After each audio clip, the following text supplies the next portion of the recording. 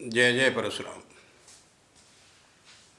ओम जामदग्नाय विद्महे महावीराय धीमहि तन्नो परशुराम प्रचोदयात्। ओम जामदग्नाय विद्महे महावीराय धीमहि तन्नो परशुराम प्रचोदयात्। ओम जामदग्नाय विद्महे महावीराय धीमहि तन्नो परशुराम प्रचोदयात्। जय जय श्री परशुराम, जय जय श्री परशुराम।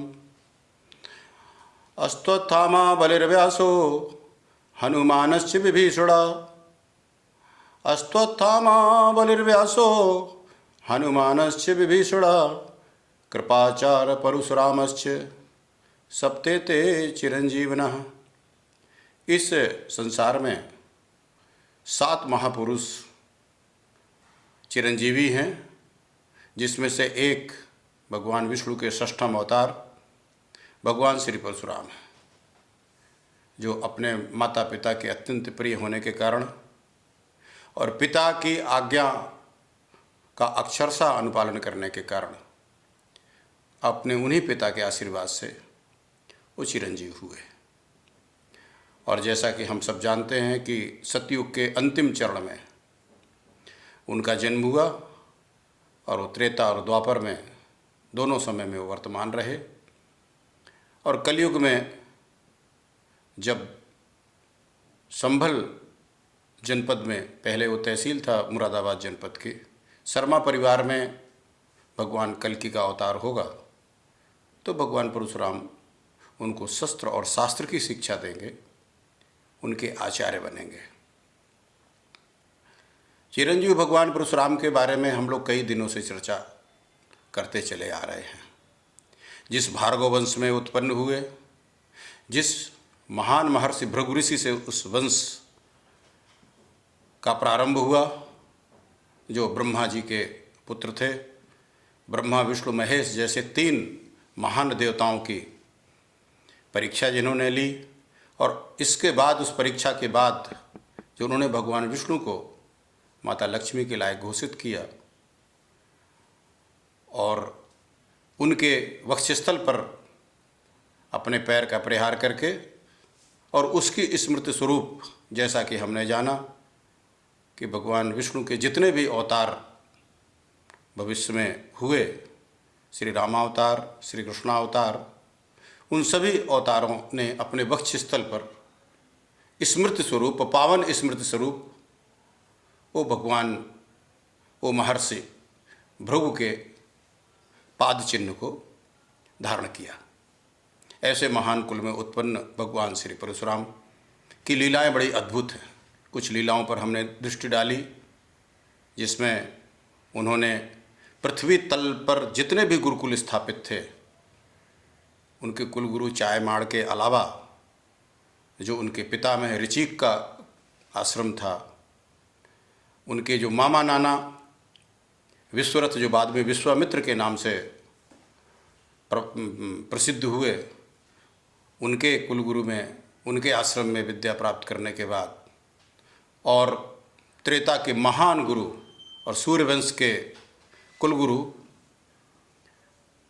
महाराज महर्षि वशिष्ठ के यहाँ भी उन्होंने शिक्षा प्राप्त की।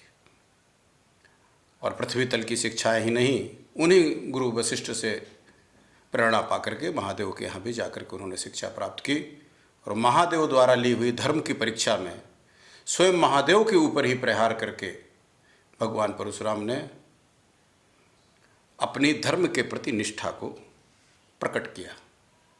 और उस समय महादेव जी ने उन जामदग्ने राम को विद्वज्जुह नाम का परशु देते हुए और अपना स्वयं का नाम खंड परशु धारण करते हुए भगवान परशुराम को, जामदग्ने राम को, रेणुका नंदन राम को, भार्गव राम को परशुराम के नाम से संबोधित किया। और तब से हम सभी उनको भगवान परशुराम के नाम से ही जानते हैं। ये ख्याति इतनी अधिक हुई उनकी, उनके परशु का प्रताप इतना बड़ा रहा कि उस प्रताप के कारण जो उनका मूल नाम था राम, जगत के जो प्रथम राम थे, जो ब्रह्म के उद्बोधक नाम से जो वो थे, तो वो जो है परशुराम के नाम से प्रसिद्धि को प्राप्त हुए। लेकिन जैसा कि सनातन धर्म की एक विशेषता भी है और एक बड़ी कमी भी है। कई बार जो हमारा गुण होता है ना, वो जब अतिशय मात्रा में वृद्धि को प्राप्त हो जाता है तो दुर्गुण के रूप में भी परिवर्तित हो जाता है। जैसे कि हम बहुत मीठे हो गए तो फिर हमारे मीठेपन का लाभ सब लोग उठाने लगेंगे। तो सनातन धर्म की जो अत्यंत उदारता है, शास्त्रार्थ की जो परंपरा है, समालोचना, आलोचना, प्रत्यालोचना की जो प्रवृत्ति है, जो पुरानी शास्त्रार्थ की परंपरा है, स्वातंत्र्य विचार हैं, परिणाम स्वरूप विभिन्न प्रकार के सिद्धांत और दर्शन और संप्रदाय और पथ यहाँ प्रचलित हुए। सिर्फ सनातन धर्म के अंग उपांगों से संबंधित पंथ ही प्रचलित नहीं हुए, अपितु जो सनातन धर्म के घोर विरोधी पंथ हैं वो भी सनातनियों के इस राष्ट्र में आकर के और सनातनियों पर भयंकर अत्याचार करके भी पुष्पित और पल्लवित हुए और आज की तारीख में भी निर्बाध रूप से वो अपनी गतिविधियां संचालित करते रहते हैं, विभिन्न समाचारों के माध्यम से, सोशल मीडिया के प्लेटफॉर्म से। और कई बार जब वो अनुचित गतिविधियां करते हैं और उनकी अनुचित गतिविधियां प्रकाश में आ जाती हैं तो सरकारों द्वारा जो उनके विरुद्ध कदम उठाए जाते हैं, उन सब से हम इस बात को जानते रहते हैं। तो जैसा मैं कह रहा था कि सनातन धर्म की यही एक अच्छाई है, और जब ये अच्छाई ज़्यादा हो जाती है तो यही जो है बुराई के रूप में भी परिवर्तित हो जाती है। वो क्या है कि हमने अपने अवतारों के बारे में ढेर सारी भ्रांतियां पाल रखी हैं।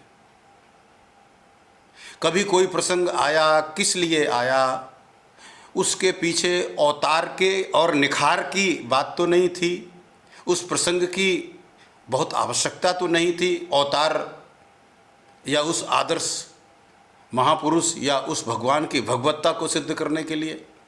जैसा हमने पिछले वार्तालाप में बताया कि यदि भगवान परशुराम जनक की सभा में नहीं प्रकट होते तो खून खराबा होने जा रहा था। उन्हीं तुलसीदास जी के शब्दों में, जिन्होंने परमात्मा भगवान श्री राम को इष्ट मान करके रामचरितमानस की रचना की, उन्हीं के रामचरितमानस के अनुसार ये स्थिति है कि जो अन्य राजा आए थे धनुष यज्ञ में भाग लेने के लिए और जो उस प्रतियोगिता में सफल नहीं हुए, वो सारे के सारे दुष्ट एकजुट हो गए। जैसा कि प्रायः होता है सज्जन पुरुष के खिलाफ, जब दुष्ट एक दो दुष्ट विजय नहीं हो जाए तो सारे दुष्ट अपना एक संगठन बना लेते हैं, अपनी एक पार्टी बना लेते हैं, अधर्मी लोग एकजुट हो जाते हैं और फिर उनके खिलाफ युद्ध छेड़ देते हैं। वहाँ भी ये घोषणा की, उन्होंने कहा कि तोड़े धनुष चाड़ नहीं सरई, हमें रहत कुंवर को बरई। धनुष तोड़ने से कुछ नहीं होगा, हम लोगों के रहते जनक की पुत्री से विवाह कैसे कोई कर लेगा। और यहाँ तक तो उन्होंने कह डाला कि यदि जनक और उसका भाई सहायता करे तो हम उनको भी मारेंगे युद्ध में। उस समय भगवान परशुराम का आना कितना जरूरी हो गया, और उनके आते ही क्या प्रभाव पड़ा हम आप सब जानते हैं। उनके आते ही देख बाज ज्यों लवा लुकाने, जैसे बाज पक्षी को देख करके, बाज पक्षी प्रायः छोटे पक्षियों का शिकार करता है, मारा डालता है, तो बाज जैसे को देख करके पक्षी इस तरह से लवा की तरह वो जितने राजा थे, ये जो अभिमानी भूप थे, वो सब के सब सिकुड़ गए, दुबक गए और अपने पिता और पितामह का नाम ले करके उनकी वंदना करने लगे। उन भगवान परशुराम ने भगवान श्री राम की भगवत्ता को प्रमाणित किया। उन्होंने उनकी वंदना की, जय जय जय रघुकुल केतु कहा, सारंग नाम का धनुष उनको सौंपा, तो पूरे जगत के सामने, पूरे संसार के सामने उन्होंने उनकी भगवत्ता को प्रमाणित किया। एक राम ने दूसरे राम को भगवान विष्णु का अवतार सिद्ध किया, प्रमाणित किया। उन्होंने कहा, राम रमापति कर धन लेहु, हे राम आप रमा के पति हैं, रमापति कौन है? भगवान विष्णु। मैं जब भृगुमुनि की कथा कह रहा था और भृगुमुनि के द्वारा उस परीक्षा के क्रम में भगवान विष्णु के वक्षस्थल पर पाद प्रहार की चर्चा की, और उसी समय मैंने ये चर्चा की कि भगवान विष्णु क्षीर सागर में लेटे हुए थे और उनकी पत्नी उनके पैर दबा रहे थे। तो एक बहन ने प्रश्न किया कि जब लक्ष्मी उनकी पत्नी थी तो जो पैर दबा रही थी नारी वो कौन थी? वैसे तो प्रामाणिक तौर पर भगवान विष्णु के 3 पत्नियों का उल्लेख मिलता है। उस समय बहुपत्नी प्रथा थी, हम आप सब जानते हैं। ये जितने राजा महाराजा थे इनकी तो हजारों हजारों रानियाँ थी। भगवान कृष्ण के बारे में हम आप सब जानते हैं। ये परंपरा थी। जब समाज में कोई प्रथा होती है तो ठीक होती है। यद्यप शुद्धम लोक विरुद्धम ना कर्तव्यम ना कर्तव्यम, ये उस समय की आवश्यकता भी होती है। बाद में जब उसकी आवश्यकता नहीं रह जाती तो दूसरी परंपराएं चालू हो जाती हैं। आवश्यकता अनुसार नियम कानून भी बना दिए जाते हैं, बीच बीच में बनते रहते हैं, आप लोग देखते होंगे। तो जो वो रमा थी जो भगवान विष्णु के पैर दबा रही थी। तीसरी वो लक्ष्मी की मैंने बात की। फिर कमला के बारे में भी आता है। कमल से उत्पन्न एक कन्या थी, उसकी कथा कभी और बताऊंगा, जो कमला नाम से जिनको अभिहित किया जाता है। कई ग्रंथों में तो गंगा को भी और माँ सरस्वती को भी, यानी तीनों को, और लक्ष्मी को भी भगवान विष्णु की अर्धांगिनी बताया जाता है। और आपसी विवादवश माँ गंगा पतित हुई एक तरह से। भगवान वो बहाना बना भागीरथ का तप, और भगवान के चरणों से निकल करके ब्रह्मा जी के कमंडल में, ब्रह्मा जी के कमंडल से निकल करके भगवान शिव की जटाओं में, भगवान शिव की जटाओं से निकल करके पृथ्वी पर, और पृथ्वी में भी आकर के जन्नू नाम के ऋषि ने उनको पी लिया तो जाह्नवी हो गई। फिर प्रार्थना की भागीरथ ने।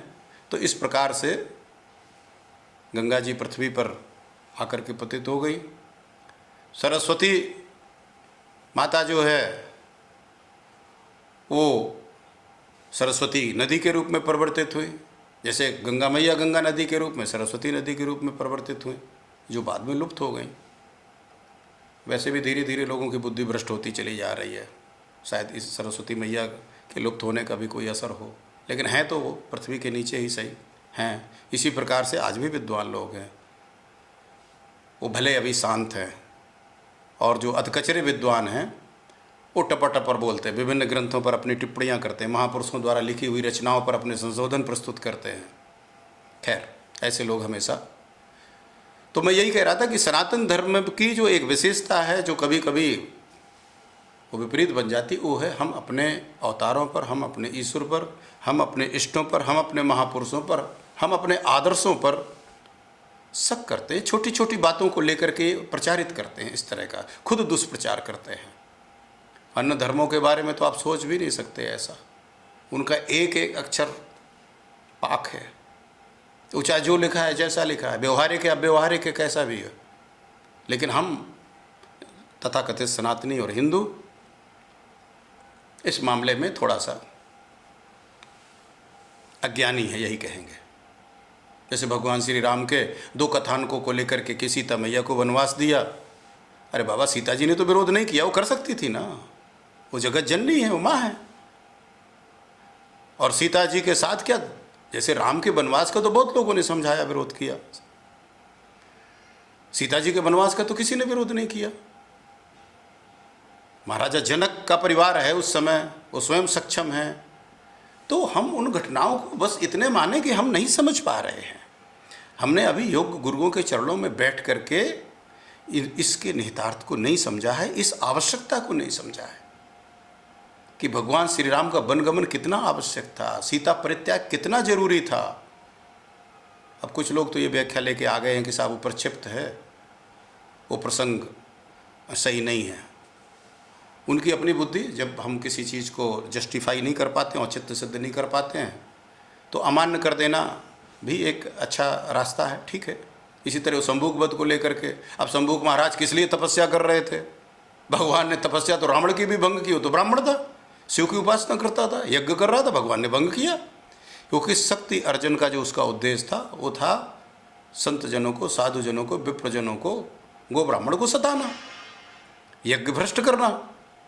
तो यदि कोई शक्ति इसलिए संचित कर रहा है, कोई हथियार इसलिए इकट्ठा कर रहा है कि वो हत्याएं करेगा, अपराध बढ़ाएगा, गुंडागर्दी करेगा, माफियागिरी करेगा, या धन हरेगा किसी का, आतंकवाद बढ़ाएगा, राष्ट्र विरोधी क्रियाकलाप करेगा, तो उसे तो नहीं करने दिया जाएगा। और वहीं जो हमारे सशस्त्र पुलिस बल हैं, उनको बिना लाइसेंस के बड़े से बड़े हथियार दिए जाते हैं। प्रयोजन रक्षा का है, समाज की रक्षा का है, कानून व्यवस्था बनाए रखने का है। तो भले कोई चाहे तपस्या कर रहा हो, चाहे कुछ और कर रहा हो, यदि उसके उस शक्ति के अर्जन करने का उद्देश्य अपनी भलाई करना नहीं है, अपनी प्रगति करना नहीं है, कि समाज के किसी अंग को, समाज के किसी वर्ग को प्रताड़ित करना है, पीड़ित करना है, और उसके परिणाम स्वरूप वो पीड़ा प्रारंभ हो जा रही है, तो ऐसे व्यक्ति को तो दंड मिलेगा ही मिलेगा, वो कोई भी हो। ब्राह्मण समाज कभी शिकायत नहीं करता इस बात की कि भगवान श्री राम ने रावण को मारा, क्योंकि वो राक्षसी वृत्ति का व्यक्ति है, भले वो किसी जाति धर्म में पैदा हुआ हो। तो ये जो हमने बताया कि इन चीज़ों को लेकर के हमारे समाज के लोग चर्चा ज़्यादा करते हैं। भगवान परशुराम के बारे में एक भ्रांति का हमने निवारण किया था, जो लोगों को ये लगता है कि वो क्षत्रियों के दुश्मन है और उन्होंने तो सभी क्षत्रियों का नाश कर दिया, 21 बार पृथ्वी को क्षत्रिय विहीन कर दिया, और इसलिए क्षत्रिय समाज के प्रति उनका जो है उनकी दोष दृष्टि है। जबकि मैंने उदाहरण देकर के समझाया कि भीष्म पिता में उनके शिष्य थे, उनसे बड़ा क्षत्रिय कौन था। और विभिन्न राजवंश मैंने अपने पिछले कथानक में बताया था, सरहाती से लेकर के चाहे सोमवंशी क्षत्रिय हों, चाहे सूर्यवंशी क्षत्रिय हों, ये सारे के सारे जो है उनके गादी की संतानें थीं जो विश्वरथ से आगे हुई, वो सब उनके साथ इस अभियान में, सहस्त्रार्जुन के अभियान में भगवान परशुराम के पक्ष में थे, क्योंकि सहस्त्रार्जुन तो सभी को सताता था, सभी को परेशान करता था। दूसरी जो सबसे बड़ी भ्रांति जिसकी हम चर्चा करने के लिए बैठे हैं, वो ये है कि साहब उन्होंने अपनी माँ रेणुका का वध किया। ये बहुत बड़ी भ्रांति है। वो घटना क्यों घटी, उस घटना के पीछे निहितार्थ क्या था, क्या दोष था माता रेणुका का, उस दोष का परिहार कैसे हो सकता था। उस समय, जिस समय अत्यंत उच्च कोटि की नैतिकता के पैमाने थे, और ब्राह्मण कुल और ऋषि कुल में तो आप कल्पना भी नहीं कर सकते थे कि इतनी भी त्रुटि हो, क्योंकि वो आदर्श थे। जन सामान्य ऋषि कुलों, महर्षियों और ऋषियों के प्रति पूर्ण श्रद्धा लगता था, राजा महाराजाओं के प्रति उनका इतना ज़्यादा कोई लगाव नहीं था। ऐसी स्थिति में अगर ऋषि कुल में छोटी सी भी त्रुटि हो जाए तो बहुत बड़ी गंभीर बात मानी जाती थी। माँ रेणुका महाराजा रेणु की पुत्री थी, और जमदग्नि ऋषि को वो ब्याही हुई थी, हम आप सब जानते हैं। उनके 5 पुत्र थे, रुमणवान, सुसेण, वसु, विश्वास, और इसके बाद जो सबसे छोटे संतान थी वो थे राम, जिन्हें हम भगवान परशुराम के नाम से जानते हैं। और जैसा कि इस कलयुग में भी, आज की तारीख में भी हम आप सब जानते हैं कि अगर किसी के 3, 4, 5 संतानें हैं तो बड़ा पुत्र प्रायः पिता को प्रिय होता है, और जो सबसे छोटा होता है माँ को प्रिय होता है। भगवान परशुराम माँ के अत्यंत प्रिय थे, और परशुराम जी को भी अपनी माँ से बेहद लगाव था, बहुत प्रिय थे। एक तो अवतारी थे, मैंने जैसा उनके जन्म के बारे में बताया था कि जिस तरह से उनका जन्म हुआ और जिस तरह की प्रफुल्लित और प्रकृति और जो वातावरण उस समय हुआ और जिस तरह से पले बढ़े वो आगे, उससे कोई भी माँ गौरवान्वित होगी और अपने पुत्र के प्रति मोह से ग्रसित हो जाएगी। और पिता के लिए भी गौरव की बात है, चूँकि वो ऋषि कुल थे, कोई संकीर्ण भावना थी नहीं। तो जिस तरह से भगवान परशुराम लगातार शिक्षा प्राप्त कर रहे थे, पिता की आशाओं में खरे उतर रहे थे, उनको ये आशा लग गई थी कि जो इस समय दुष्ट राजाओं का वर्चस्व बढ़ रहा है संसार में, सहस्त्रार्जुन जिस तरह से उद्दंडता कर रहा है, अगर किसी राजा ने इसको दंड नहीं दिया सहस्त्रार्जुन को, जो उस समय कोई नहीं दिख रहा था, क्योंकि उसने तो रावण को भी बंदी बना लिया था, तो रावण जैसे आतताई को जो राजा खेल खेल में बंदी बना करके ले जाए, तो उससे मुकाबला करने वाला तो उस समय पृथ्वी तल में और कोई राजवंश नहीं दिख रहा था। यद्यपि राजवंश बहुत थे, जैसा हमने बताया, सूर्यवंश था, सोमवंश था, यदुवंश था, कई ऐसे वंश थे। तो उन्हें लगा कि ये बालक जरूर है जो किसी भी प्रकार के अधर्म का विरोध करेगा, और सहस्त्रार्जुन का अब अधर्म बढ़ता जा रहा है, कोई ऐसा अवसर जरूर आ जाएगा जिसमें ये मेरा बेटा राम, जिसे हम लोग परशुराम के नाम से जानते हैं, इस अत्याचारी का दमन किसी न किसी प्रकार से अवश्य करेगा। एक और कथानक मिलता है कि महाराजा रेणु के दो पुत्रियां थीं। बड़ी पुत्री का विवाह जमदग्नि ऋषि से किया, जो भगवान परशुराम जी की माता थी, और दूसरी का विवाह सहस्त्रार्जुन से किया था। यानी सहस्त्रार्जुन भगवान परशुराम के मौसा भी थे। और जब सहस्त्रार्जुन जमदग्नि ऋषि और ऋषि कुलों और आश्रमों के विरुद्ध वार्तालाप और उस तरह के कार्य कर रहा था, तो उनकी धर्मपत्नी ने उनको मना किया। सहस्त्रार्जुन के जो नाना थे उन्होंने मना किया, चूंकि वो सेनापति के पद पर थे। उनको सहस्त्रार्जुन ने बर्खास्त कर दिया, सेना से बाहर निकाल दिया। बोले का तुम ऋषियों का पक्ष ले रहे हो, आप परशुराम का पक्ष ले रहे हो। इस तरह करके उसने उनको निकाल दिया। तो वो घटना क्या घटी? माँ रेणुका, जैसा हमने बताया, ऋषि कुल में सब अपना कार्य करते थे। माता सीता जी भी जब गई थी वाल्मीकि आश्रम में, सारे कार्य करती थी। तो रेणुका पास की नदी से जल लेने के लिए गई। इधर जमदग्नि ऋषि को आगे की पूजा अर्चन करने थे, शुद्ध जल की आवश्यकता थी। और रेणुका जी जब वहाँ पर गई तो उन्होंने देखा कि चित्ररथ नाम का गंधर्व अपनी पत्नियों के साथ में जल में क्रीड़ा कर रहा है, विलासिता कर रहा है। माता रेणुका वहाँ खड़े होकर के उस दृश्य को देखने लगी। दृश्य को देखने से उनके मन में विक्षोभ पैदा हुआ। वो सुध-बुध खो गई उनकी काफ़ी देर तक। और जब अचानक उनको होश आया तो उन्हें लगा कि अरे ये तो मैंने बड़ा विलम्ब कर दिया, और वहाँ ऋषि तो मेरी प्रतीक्षा कर रहे होंगे शुद्ध जल की, और मैंने ये सब क्या कर दिया। बड़ी गिलानी हुई उनको अपने आप में। प्रकृति और लीला, संसार की घटनाएं जो घटित होती हैं, प्रारब्ध के वशीभूत होकर के हम सब लोग चल रहे हैं। और प्रारब्ध अपना प्रभाव दिखाता है। वो चाहे, चूँकि इस पृथ्वी में जो भी आया है वो कर्म बंधन से बंधा है, उसको कर्म भोग करना ही पड़ेगा। हम जानते हैं कि भगवान श्री राम के जो पिता दशरथ जी थे, प्रभु से वो मुखाग्नि नहीं पाए, जटायु मुखाग्नि पाया भगवान श्री राम से। या जिस देव की वसुदेव से भगवान श्री कृष्ण 16 कलावतारी, जिन्हें हम परमात्मा का अवतार कहते हैं, उनके पैदा होने से 8 वर्ष पहले से जेल में थे देव की वसुदेव। और भगवान कृष्ण के पैदा होने के 10-12 वर्ष तक जेल में रहे। कहते हैं 10 या 12 वर्ष की उम्र में मथुरा में जाकर के उन्होंने मामा कंस का वध किया था। तब कंस के पिता उग्रसेन राजा हुए और उन्होंने राजाज्ञा करके जेल से देवकी और वसुदेव को मुक्त किया।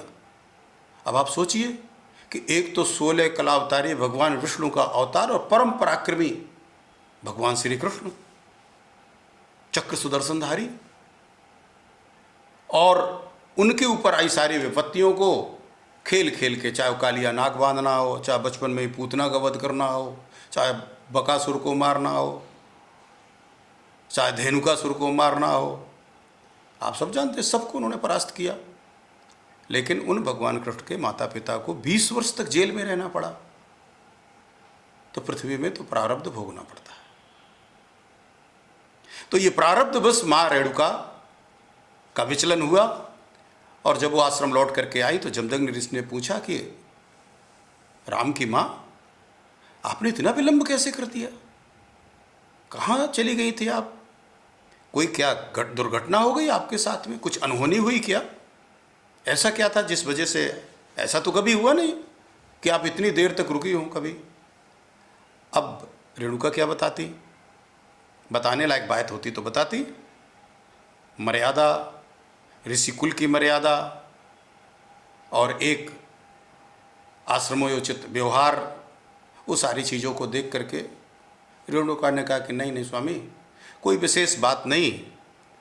मैं आ रही थी जब, तो मुझे मेरे मायके के काफ़ी सखियाँ मिल गईं, उनसे चर्चाएं बातचीत होने लगी। और बातचीत करते करते मुझे स्मरण ही नहीं रहा कि कितना समय निकल गया। और फिर जब स्मरण आया तो मैं दौड़ करके आई हूँ। आप परेशान मत होइए, वैसे ही काफ़ी विलम्ब हो गया है। पूछताछ और इस तरह की बातों का कोई अर्थ नहीं है। कृपा करके आप बैठिए और अपने जो दैनिक कर्म हैं, संध्या पूजन या गादी, उसको आप करिए। मैं शुद्ध जल लेकर के उपस्थित हूँ। जमदग्नि ऋषि को बड़ा अजीब लगा कि क्या बात कर रही है रेणुका, कोई बात तो है, कोई ना कोई अनहोनी घटना घटी है। देखिए, व्यक्ति की बातचीत से पता चल जाता है, सामान्य व्यक्ति भी जान जाता है जब कोई झूठ बोलता है तो नज़र नहीं मिला पाता, नीचे को आंखें करता है, उसकी वाणी में वो बल नहीं होता है, वो सरलता वो स्पष्टता नहीं होती है। वो दिखी तो बहुत आश्चर्य हुआ जमदग्नि ऋषि को कि आखिर ऐसा क्या हो सकता है जिसके लिए रेणुका को बहाने बनाने पड़ रहे हैं। मुझसे यानी अपने पति से झूठ बोलना पड़ रहा है। पति से झूठ बोलना बहुत बड़ा पाप है, और यदि किसी स्त्री को, किसी महिला को अपने पति से झूठ बोलना पड़े तो समझो कि आगे बहुत बड़ी विपत्ति आने वाली है। शास्त्र ऐसा कहता है। कभी भी धर्मपत्नी को अपने पति से झूठ नहीं बोलना चाहिए, असत्य नहीं बोलना चाहिए, और यदि बोलना पड़ रहा है तो जान लीजिए कि आगे कुछ बहुत बड़ी दुर्घटना घटित होने वाली है। और ये तो त्रिकालज्ञ थे जमदग्नि ऋषि, इन्हें लगा कि मुझे इस रहस्य को जानना आवश्यक है, कहीं ऐसा ना हो कि कल कोई रेणुका के साथ दुर्घटना घटित हो जाए। कि जैसा मैंने बताया था कि राजसत्ताएं कोई ना कोई साजिश रचती रहती थी। वो ऋषियों के प्रभाव से, मुनियों के प्रभाव से, उनकी लोकप्रियता के कारण जन समर्थन से परेशान रहते थे, और उन्हें लगता था कहीं ऐसा ना हो कि हमें कोई चुनौती देने लगे। और वो राजसत्ता उस युग की बात नहीं है। आप जानते हैं कि जब नारद जैसा ऋषि तपस्या करने लगते थे तो देवताओं के राजा इंद्र का सिंहासन हिलता था। हम आप सब जानते हैं नारद को इंद्रासन नहीं चाहिए, लेकिन इंद्र परेशान हो जाता था और नारद की तपस्या भंग करने के लिए कामदेव को भेजा। वो कहानी हम आप जानते हैं सब, रामचरितमानस में भी उसका जिक्र है। तो ये परिस्थिति का भान करके जमदग्नि ऋषि ने ध्यान करके देखा कि मुझे देखना चाहिए कि आखिर हुआ क्या है, आज राम की मौत मुझसे झूठ क्यों बोल रही है। और जब उन्होंने आंख बंद करके देखा तो सारा दृश्य उनको दिखाई दे गया। उनको बड़ी पीड़ा हुई और क्रोध भी आया। बोले कहा, अरे ये क्या किया रेणुका तुमने? ऋषि कुल में क्या इस तरह का चरित्र अच्छा लगता है? यदि हम ही लोग इस तरह के दृश्य देखने लगे, हम ही लोग इस तरह की लीलाओं या वासना और क्रीड़ाओं से प्रभावित होने लगे तो समाज के शेष लोगों को क्या होगा? वो तो हम लोगों के आचरण को आदर्श मान करके शेष समाज आचरण करता है। हमारी कही हुई बातों को प्रामाणिक मान करके समाज आगे बढ़ता है। तो बहुत अनुचित किया, और उससे भी अधिक अनुचित मुझसे झूठ बोल रही हैं आप उसको स्वीकार भी नहीं कर रही हैं। इसका मतलब कि आप फिर गलती कर सकती हैं। उन्होंने अपने बड़े बेटे को बुलाया रुमणवान को, और उससे कहा कि रुमणवान, तुम्हारी माँ ने अपराध किया है, इसको मृत्युदंड दो। रुमणवान ने हाथ जोड़े, बोले का पिताश्री, मेरे लिए तो माता पिता यानी आप दोनों पूज्य हैं, और माँ का कोई इतना बड़ा अपराध भी नहीं है। मेरी माँ इतना बड़ा कोई अपराध नहीं कर सकती कि उसको मृत्युदंड दिया जाए। ये पाप मुझसे नहीं हो पाएगा। महर्षि जमदग्नि के क्रोध की सीमा और बढ़ी, और उन्होंने तुरंत रुमणवान को संज्ञासून कर दिया। इसके बाद जो अन्य उनके बेटे थे, सुषेण, वसु, विश्वास, बारी बारी से उन्होंने इन सब से भी यही बात कही, और इन्होंने भी हाथ जोड़ करके मना कर दिया कि आप जैसे आप हमारे लिए पूज्य हैं, ऐसे माँ भी हमारे लिए पूज्य है, और इतना बड़ा अपराध माँ का है भी नहीं। अगर इस तरह की कोई त्रुटि हो गई है कि उसके लिए उनका वध किया जाए, ये पाप हम लोगों से नहीं होगा। इन्होंने, महर्षि ने, जमदग्नि ने चारों बच्चों को संज्ञा शून्य कर दिया। तब तक भगवान परशुराम उस समय नहीं थे। वो अचानक आते हैं और सारी कहानी बताते हैं, और उनके पिता कहते हैं कि बेटा देखो, तुम्हारी माँ ने ये अपराध किया है, और मैंने तुम्हारे इन चारों भाइयों को आज्ञा दी माँ का वध करने के लिए, चारों ने मना कर दिया। मोह के कारण इनको उचित अनुचित का ज्ञान नहीं रहा, पिता की आज्ञा को उल्लंघन किया, उसका परिणाम सामने है, इन्होंने भोगा। अब तुम बताओ, तुम मेरी आज्ञा का पालन करते हो या तुमको भी यही सजा दूं? भगवान परशुराम को देर नहीं लगी सोचने में कि आगे क्या होने वाला है। उन्होंने सोचा कि यदि मैं भी अपने भाइयों की तरह ही पिता की आज्ञा मानने से मना कर देता हूँ तो ये मुझे भी संज्ञा शून्य कर देंगे, और फिर मेरी माँ का क्या होगा। ये माँ जो आज मूर्ति बनी बैठी हुई है और अभी तक जिंदा है, अगर मैं नहीं रहा, क्योंकि भगवान परशुराम जानते थे कि मेरी माँ मुझे कितना प्यार करती है, तो बोले कि यदि मैं नहीं रहा तो ये बिना मारे मर जाएगी। और अगर ऐसा नहीं भी हुआ तो स्वयं पिता ही इन्हें मार देंगे, जैसे मेरे 4 भाइयों को मारा, अब मुझे मार देंगे तो फिर मेरी माँ को भी मार देंगे। और हो सकता है माँ का वध ना करें, चूँकि ये हमको आज्ञा दे रहे हैं मारने के लिए, स्वयं पत्नी हंता नहीं बनना चाहते, स्वयं पत्नी का वध नहीं करना चाहते होंगे, तो त्याग तो देंगे मेरी माँ को। और अगर पिताश्री ने माँ का त्याग कर दिया तो माँ के लिए तो मरण से भी अधिक कठिन जीवन हो जाएगा, तड़प तड़प के फिर वो मरेंगी। थोड़ी देर में सारा घटनाक्रम, सारे भविष्य में जो हो सकता था वो, और तुरंत उनके मन में प्रत्युत्पन्न मति पैदा हुई कि मुझे पिताश्री की आज्ञा का पालन करना है, और आज्ञा पालन से पिताजी प्रसन्न होंगे, फिर मैं जो चाहता हूँ मैं करा लूँगा, माँ का अपराध भी क्षमा कराऊँगा, भाइयों को भी जिंदा कराऊँगा, सारी चीज़ें कराऊँगा। और इधर तो एक तरह से माँ रेणुका अचेता अवस्था में दुखी होकर के एकदम मस्तक नीचे करके चुपचाप बैठी हुई थी, ग्लानि से भरी हुई थी। सारे दृश्य उनके सामने, 4 बेटे उनके सामने पड़े हुए थे। पति अत्यंत क्रोधित थे, उनको तो सुध बुध ही नहीं थी कि अब क्या हो रहा है। उसी दौरान भगवान परशुराम ने भगवान शिव द्वारा दिए हुए विद्वज्जू नाम के परशु से माँ के सिर को धड़ से अलग कर दिया। यह दृश्य देख करके सारा क्रोध समाप्त हो गया जमदग्नि ऋषि का, वो करुणा से भर गए और उन्होंने कहा कि बेटा राम धन्य है, धन्य है, तुमने मेरी आज्ञा का पालन करके बहुत बड़ा कार्य किया है। बेटा तुम चिरंजीव हो गए, दुनिया में कोई आपसे विजयी नहीं हो सकता है, आप त्रिलोकी में विचरोगे, जब चाहोगे तब तक इस संसार में रमण करोगे। ढेर सारे आशीर्वाद। हाथ जोड़ करके भगवान परशुराम सामने खड़े हैं। जमदग्नि ऋषि को लगा कि बेटा कुछ कहना चाहते। बोले का बेटा बोलो, क्या चाहते हो तुम? बोले का पिताजी मेरी प्रार्थना है, विनती है आपसे, एक अनुरोध है, निवेदन है। बोले का बताइए। बोले का कृपा करके मेरी माँ को जीवन प्रदान करिए, इनको पुनर्जीवित करिए, मेरे भाइयों को भी पुनर्जीवित कर दीजिए। और पुनर्जीवन से पिताजी ऐसे जीवन भी किसी काम का नहीं। जो घटनाक्रम हुआ है, अगर ये घटनाक्रम इनको याद रहेगा तो ये वैसे भी उनके जीने के बराबर नहीं होगा। तो मेरी आपसे प्रार्थना है कि ये जो भी घटनाक्रम घटित हुआ है, आप में तपस्या का बल है, ये सब की मस्तिष्क से, स्मरण से इसको समाप्त कर दीजिए। और प्रसन्न हुए जमदग्नि ऋषि, क्योंकि उनको स्वयं अब जो क्रोध की प्रणति हुई थी, 4 पुत्रों को संज्ञा शून्य होना, माँ रेणुका का सामने पड़ा हुआ शरीर, स्वयं अत्यंत कष्ट और करुणा में थे। वो एक तरह से वो बहाना चाहते थे, उन्हें लगता था कुछ ऐसा हो जाए कि मैं अब अपनी गलती सुधार लूँ, एक तरह से अपने क्रोध का परिष्कार कर लूँ। और उन्होंने तुरंत उन 4 बच्चों को जिंदा किया जो भगवान परशुराम के बड़े भाई थे।